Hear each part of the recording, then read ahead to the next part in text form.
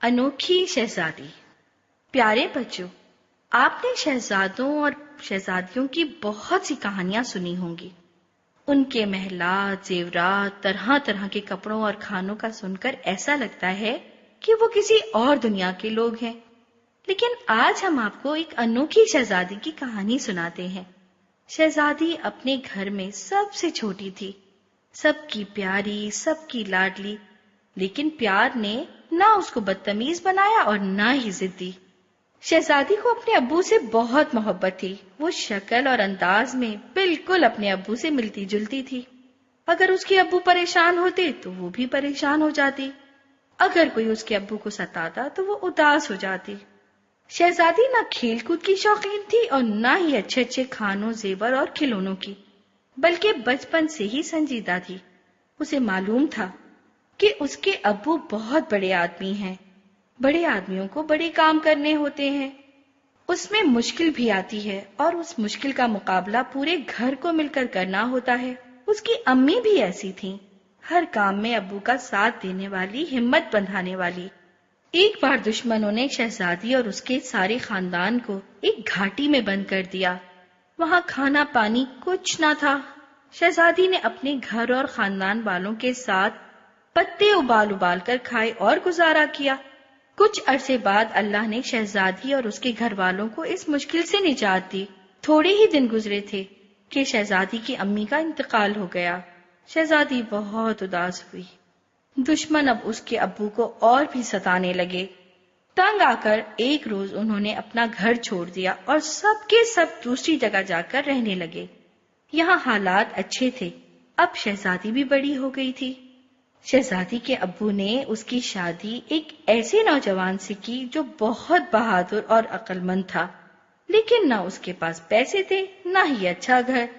شہزادی کے شوہر محنت مزدوری کر کے کماتے تھے تو بڑی مشکل سے کھانے پینے کا انتظام ہوتا۔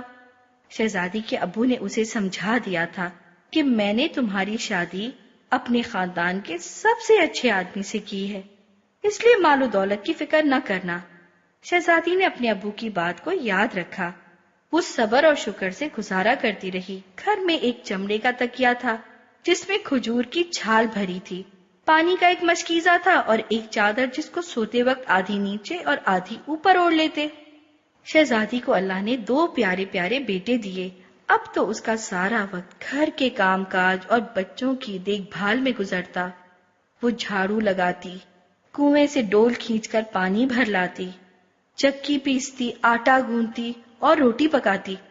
اتنے محنت والے کام کرنے کی وجہ سے اس کے ہاتھوں میں نشان پڑ گئے اور جسم میں تکلیف رہنے لگی، تو وہ اپنے شوہر کے مشورے سے اپنے ابو کے پاس کام میں مدد کرانے کے لیے خدمتگار مانگنے گئی۔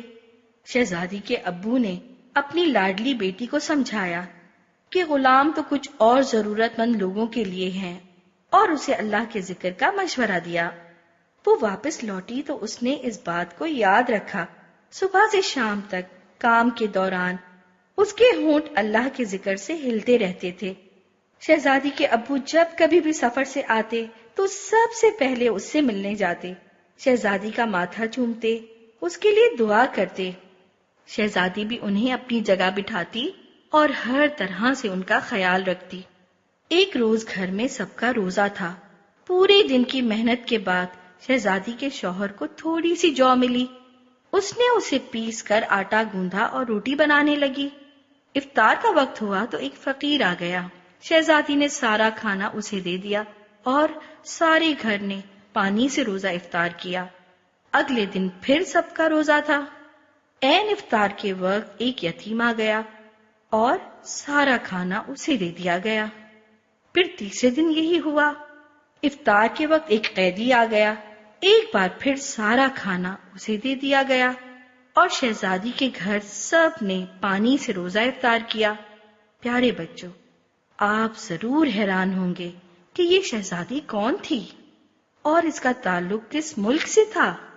ہم آپ کو بتاتے ہیں۔ یہ انوکھی شہزادی دنیا کی عام شہزادی نہ تھی، بلکہ یہ ہمارے پیارے نبی محمد صلی اللہ علیہ وسلم کی لاڈلی بیٹی فاطمہ تھی۔ فاطمہ صرف اس دنیا ہی کی شہزادی نہ تھی بلکہ اگلی دنیا کی بھی شہزادی ہیں۔